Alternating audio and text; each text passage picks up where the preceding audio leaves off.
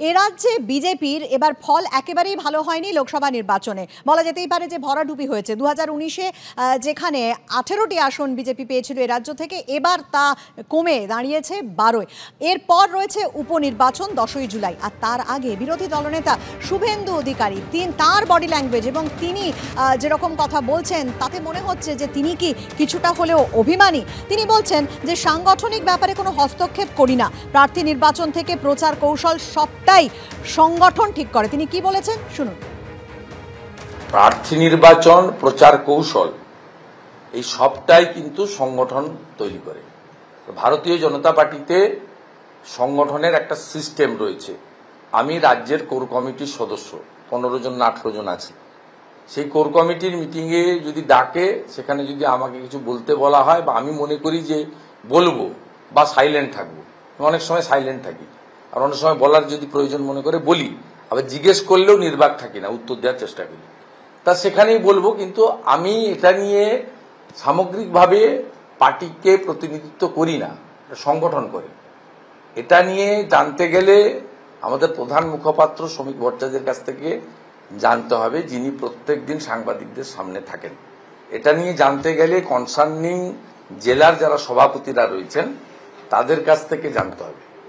আমার কাছে এবারে আমার রোলটা কি হবে, 4 জায়গায় প্রার্থী হওয়ার পরে পার্টি স্টেট অফিস থেকে প্রচারের জন্য যদি আমাকে বলে, আমি আমার নিজের গাড়িতে, আমি তো সরকারি গাড়ি চড়ি না আর পার্টি থেকেও তেল নিই না, আমি নিজে তেল ভরে আমার বাড়ির পয়সায়, পেট্রোল পাম্পটা আছে, কয়েক লক্ষ টাকা রোজগার আছে, বৈধ রোজগার, সেই তেল ঢুকিয়ে আমি যাবো। আর যদি রায়গঞ্জে প্রচারে যেতে হয় ফিরতে পারবো না, ওখানে থাকতে হবে, তাহলে মালদাতে হোটেল ভাড়াটাও আমি নিজে পেমেন্ট করে থাকবো।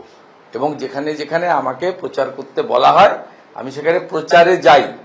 সংগঠিত করার কাজটা আমার নয়, কেবলমাত্র আমার জেলাতে পার্টির সংগঠনের লোকেরা তারা রাজ্যের নির্দেশিকাও যেমন পালন করেন, আমার পরামর্শটাও মেনে চলেন। এর বাইরে সাংগঠনিক ব্যাপারে আমি কোনোদিন হস্তক্ষেপ করি না, ভবিষ্যতেও করার কোনো ইচ্ছা নেই। অর্থাৎ শুভেন্দু অধিকারী তিনি স্পষ্ট বললেন যে দলে তার ঠিক কি ভূমিকা, তিনি ঠিক কিভাবে কাজ করেন, দল তাকে যেভাবে বলে সেভাবেই তিনি কাজ করেন। আর এবার চলে আসছি পরের খবরে। নিশীথ প্রামাণিক, যিনি এবার কোচবিহার থেকে হেরে গিয়েছেন এবং তারপর তিনি যে চাঞ্চল্যকর অভিযোগ সামনে আনছেন তা হচ্ছে ইভিএম বদলের। তিনি বলছেন যে শতাধিক ইভিএম বদল হয়েছে, এমনটাই তার আশঙ্কা। ইভিএম বদলের আশঙ্কার পাশাপাশি ছাপ্পা ভোটের কথাও কিন্তু তিনি বলছেন, এমন অভিযোগও তিনি তুলছেন এবং ভবিষ্যতে আইনি পথে যাবার হুঁশিয়ারিও দিয়েছেন কোচবিহারের পরাজিত বিজেপি প্রার্থী নিশীথ প্রামাণিক। তিনি কোচবিহারের বিজেপি প্রার্থী ছিলেন এবং এবার তিনি হেরে যান এবং হেরে যাওয়ার পর তিনি ইভিএম বদলের আশঙ্কা করছেন, একই সঙ্গে ছাপ্পা ভোটের অভিযোগও তিনি কিন্তু করছেন। কি বলেছেন নিশীথ প্রামাণিক শুনুন। যে মেশিন সিল করা হয়েছে তখন সেখানে একেবারে প্রিজাইডিং অফিসারের সই থেকে শুরু করে সেটা কিন্তু গালা সিল করে দেওয়া হয়, লক করে দেওয়া হয়।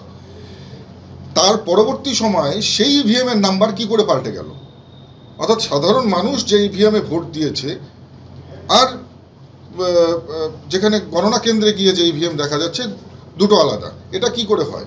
এই অভিযোগ কাউন্টিং এজেন্টরা আমার কাছে করেছে, একাধিক এসছে, যে কারণে কিন্তু আমরা তাদের কথা শুনে এবং সেই সমস্ত যারা এভিডেন্স আমাদের কাছে চলে এসছে এখন পর্যন্ত, সেটার ভিত্তিতে আমরা আগামীতে আমরা যা স্টেপ পদক্ষেপ নেওয়া সেটা আমরা নেব। আইনি পথে যাচ্ছেন নিশ্চিতভাবে, সেটা ভবিষ্যতে আবার আপনাদেরকে জানিয়ে দেওয়া হবে। তবে এটার জন্য যতদূর যাবার আমরা অবশ্যই যাব। যে সমস্ত মাইনরিটি অধ্যুষিত যে সমস্ত অঞ্চলগুলো রয়েছে, সুটকাবাড়ি, ওকরাবাড়ি, এই ধরনের যে সুকারুর কুটি, এই সমস্ত যে মাইনরিটি অধ্যুষিত মুসলিম অধ্যুষিত যে অঞ্চলগুলো রয়েছে, সেখানে এক কথায় বহু বুথে এই ধরনের ঘটনা ঘটেছে এবং একই ব্যক্তি বারবার গিয়ে ভোট দেওয়ার মতন ঘটনা, এই ধরনের ঘটনা সেখানে ঘটেছে। নিশ্চিতভাবে আমরা বলবো যে এই 8% যে বুথ রয়েছে, এই 8% বুথে একটা কিন্তু ছাপ্পা সেখানে কিন্তু হয়েছে। আর এই মুহূর্তে আমরা টেলিফোনে যোগাযোগ করে নিয়েছি তৃণমূলের রাজ্য সহ সভাপতি জয়প্রকাশ মজুমদারের সঙ্গে। জয়প্রকাশ বাবু, আপনি নিশীথ প্রামাণিকের বক্তব্য শুনলেন। তার অভিযোগ শতাধিক ইভিএম বদল হয়ে থাকতে পারে এমন আশঙ্কা তিনি করছেন এবং ছাপ্পা ভোটের আশঙ্কাও তিনি করছেন, অভিযোগও তিনি করছেন। দেখুন, এগুলো হচ্ছে পরাজিতের আর্তনাদ।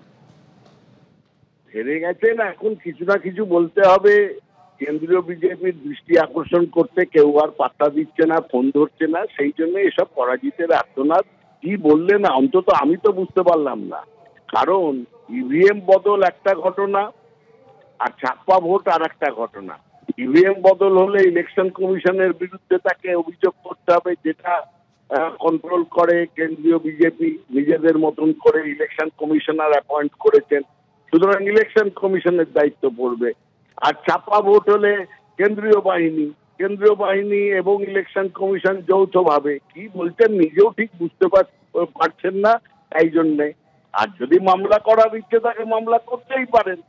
যদিও ইলেকশন রেজাল্ট হয়ে গেছে, এর পরবর্তী ক্ষেত্রে সাধারণভাবে হাইকোর্ট বা সুপ্রিম কোর্ট এইসব মামলাতে পাত্তা দেয় না।